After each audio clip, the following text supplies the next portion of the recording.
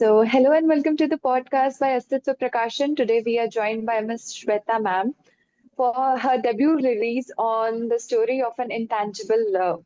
Hello and welcome, ma'am. Hello, ma'am. Very good afternoon, ma'am. Very good afternoon. Ma'am, I just want to have a little introduction for our readers and viewers.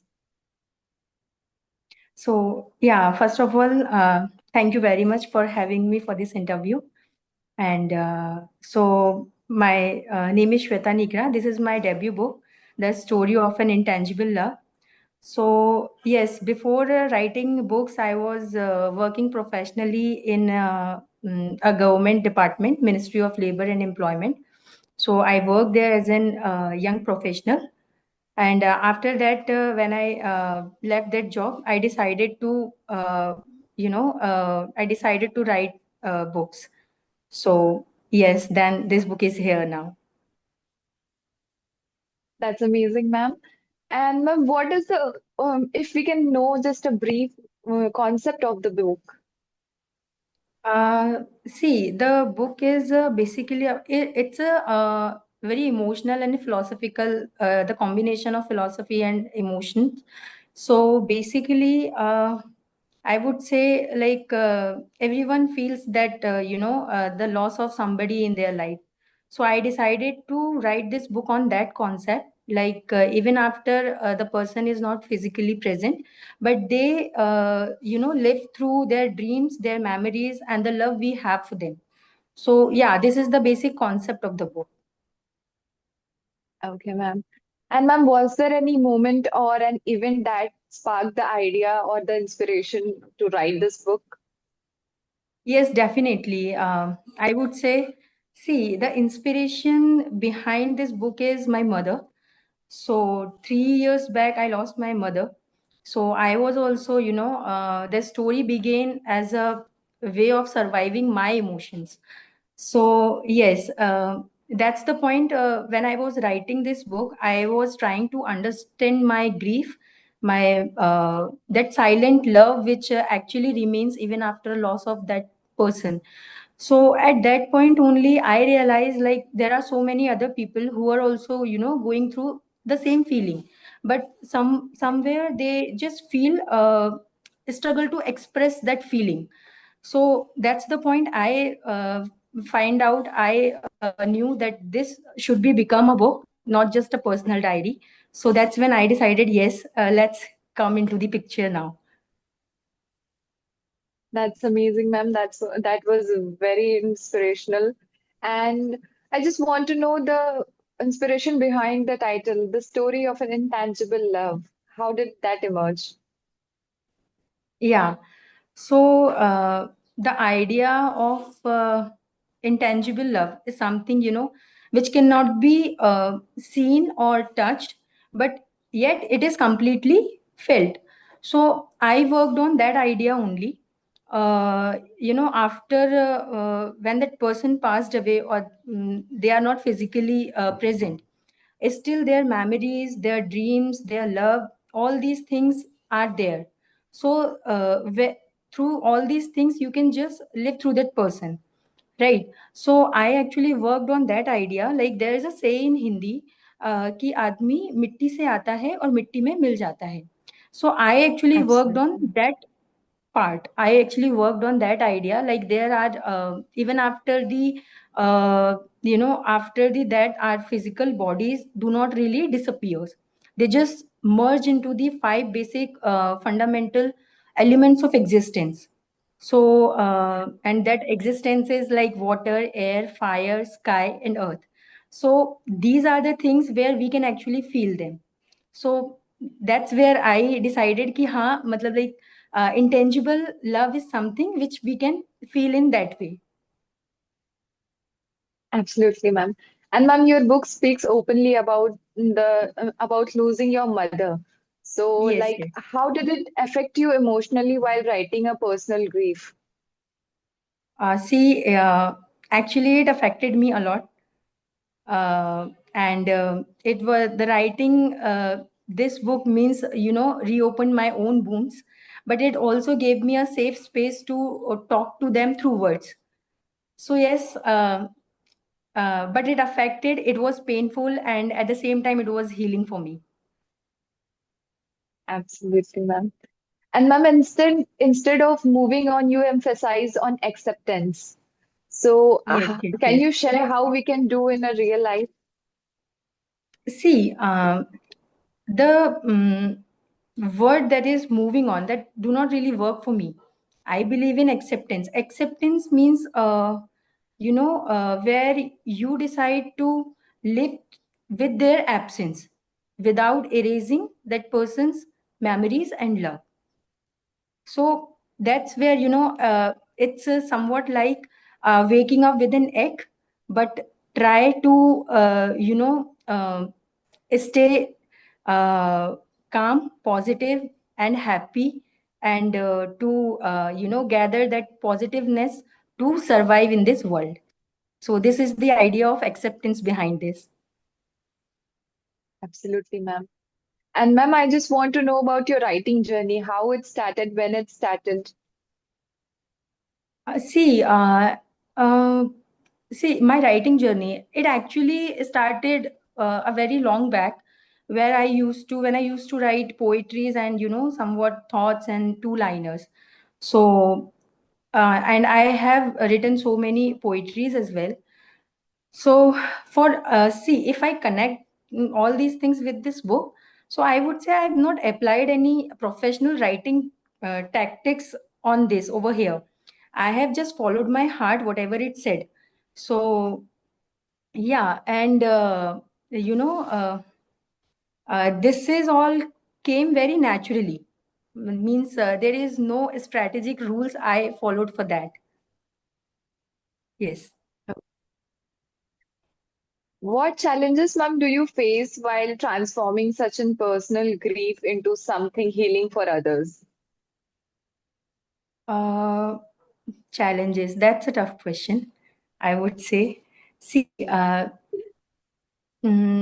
it was vulnerable, I would say. And, you know, sometimes uh, felt completely lost.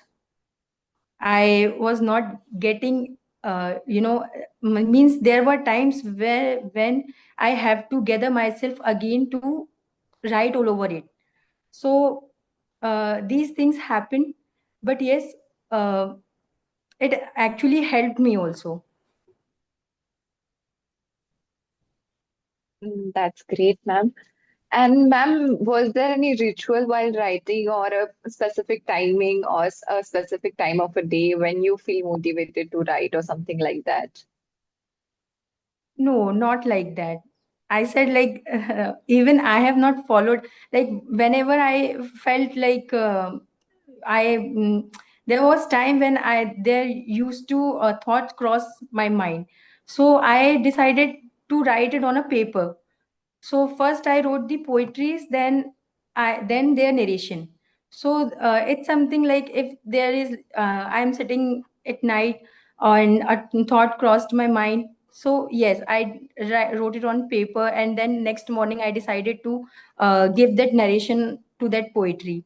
So it's like that. There is no perfect timing or any fixed day for that. I did it like it actually took me 2 years to complete this book. That's quite a long time, ma'am. Yes. And could you just share some suggestions for the writers, those who feel while writing they feel like they are stuck somewhere? So how do you deal with it, and what can writers do to deal with it? Um, I would say, see, I even this is my debut book, so I cannot give that. I don't know what suggestion I give, but I would say, if you're not getting any idea or something, just take your time. Just wait for that, time. The idea will definitely come. There is a part in my book also when I used to feel sometimes that also like I was stuck in a thought and I don't know now how to get over it. So there is a story I added of a person that I met at an airport. So it was very random. I suddenly came across with that person, and he started sharing his story. And that's where I thought, okay, this stories also could be a part of my book. So then I decided to add that also in that book. So I would say, yes, take your time. If you are not getting any idea or anything, just relax, and things will definitely align. Surely, ma'am. And ma'am, while there are many readers dealing with the personal grief and they might feel isolated many times. So, Right. what would you suggest or what would you say to them through this book? uh, See, I would say that I understand all this pain and grief, and you are not alone in this journey. Your love is real, your pain is valid, and remember one thing, that your grief is not your weakness, it is the proof of your love. And sometimes you will feel break, like it breaks you sometimes, but definitely you have to show some courage.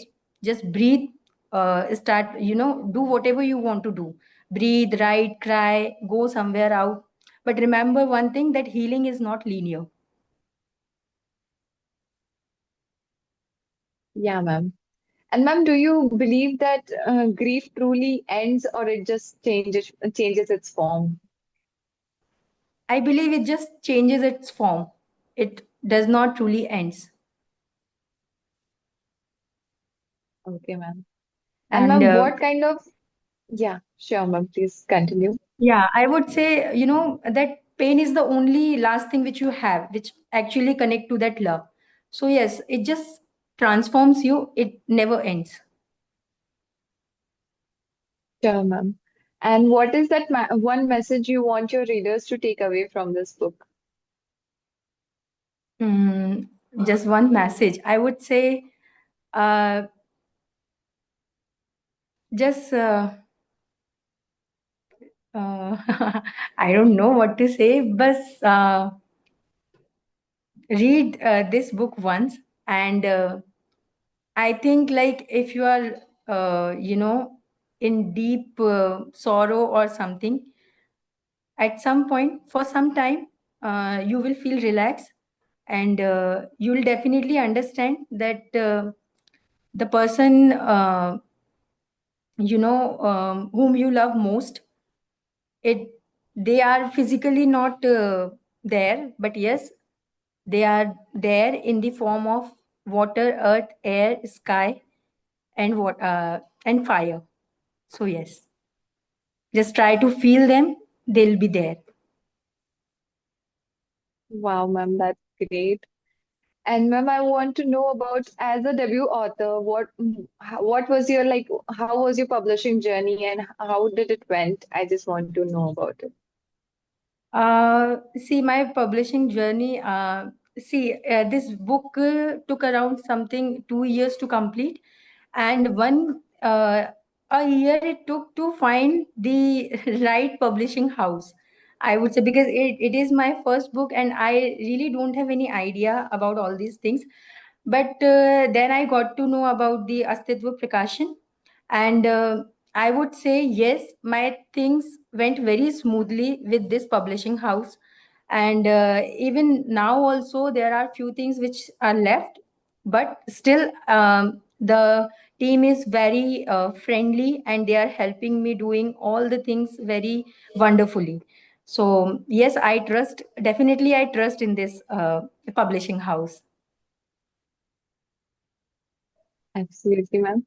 And ma'am, what was your, do you read any books or what was your inspirational books why before writing this book?